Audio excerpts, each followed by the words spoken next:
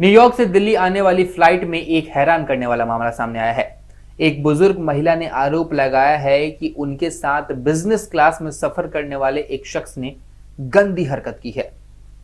महिला के मुताबिक उसने कपड़े उतार दिए और फिर ऊपर ही टॉयलेट कर दिया, मतलब बेसिकली कपड़े के ऊपर ही टॉयलेट कर दिया। ये एयर इंडिया के विमान में सफर कर रही थी।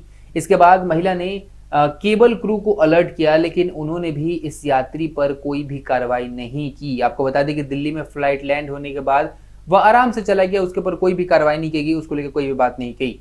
जब महिला ने टाटा ग्रुप के चेयरमैन एन चंद्रशेखर को पत्र लिखकर इस बात की शिकायत की तो एयर इंडिया ने मामले में जांच शुरू कर दी।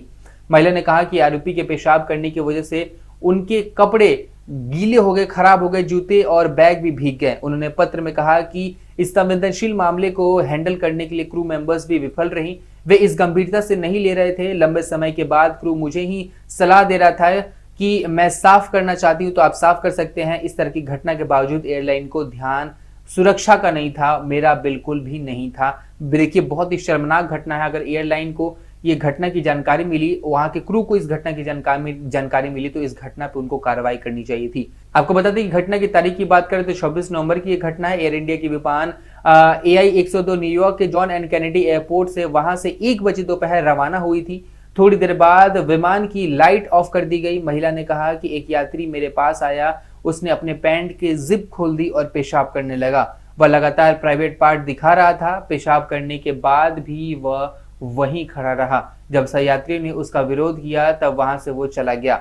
उसके वहां से जाने के बाद महिला ने तत्काल यह बात केबल क्रू को बताई। इसके बाद केबल क्रू ने उनके बैग और कपड़ों पर छिड़काव किया। बस यही काम किया केबल क्रू ने। महिला ने जब खुद की सफाई की तो क्रू ने उन्हें एक सेट ऑफ कपड़ा भी दिया, डिस्पोजल स्लीपर्स दिए। वो अपनी क्रू की गीले सीट पर वापस नहीं लौटना चाहती थी, इसलिए बाथरूम में ही 20 मिनट खड़ी रही। इसके बाद उन्हें एक सकरी क्रू सीट भी दे दी गई, जहां वो 1 घंटे तक बैठी रही। इसके बाद उनसे अपनी सीट पर वापस जाने को कहा गया।